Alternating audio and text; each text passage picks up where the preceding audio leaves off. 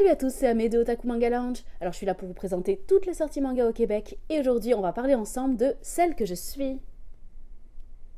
Alors pourquoi j'ai pas le livre dans les mains exceptionnellement aujourd'hui? C'est parce que le livre a été un tel succès que j'en ai plus du tout en stock. Tout le monde a sauté dessus dès qu'il est arrivé, puis j'en ai plus à vous présenter. Mais ça va revenir, vous inquiétez pas. Alors Celle que je suis, c'est la nouvelle publication de Akata, un éditeur que j'aime beaucoup pour ses choix éditoriaux décalés. À l'heure où parler d'homosexualité est devenu presque banal dans le manga, bon, presque pas tout à fait quand même, hein.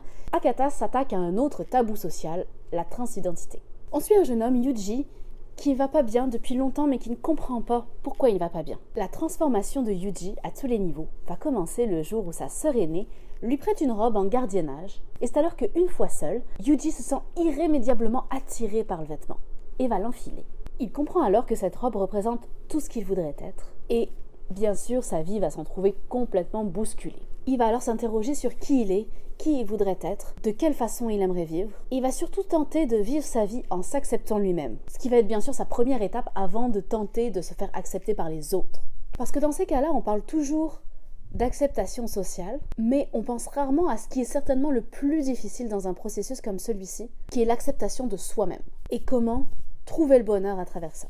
Donc je précise qu'il n'est pas ici de question de sexualité ou très peu, on va explorer purement le côté de l'identité intrinsèque de la personne. Alors c'est bien fait, c'est bien réalisé, on s'attache facilement au personnage. Le côté émouvant va amener l'empathie et l'empathie va nous amener à nous poser des questions sur l'identité en général, peut-être sur notre propre identité. Je pense que c'était ça le but recherché par l'auteur et c'est réussi. J'ai également accroché au style graphique, c'est dessiné dans un style très shoujo, un style assez pur, où les émotions transparaissent énormément dans les yeux de nos personnages, et le style de dessin va encore ajouter quelque chose d'émouvant à l'histoire. Et c'est là-dessus que je vais vous quitter. Donc je vous ai présenté aujourd'hui Celle que je suis, et je vous souhaite une bonne lecture.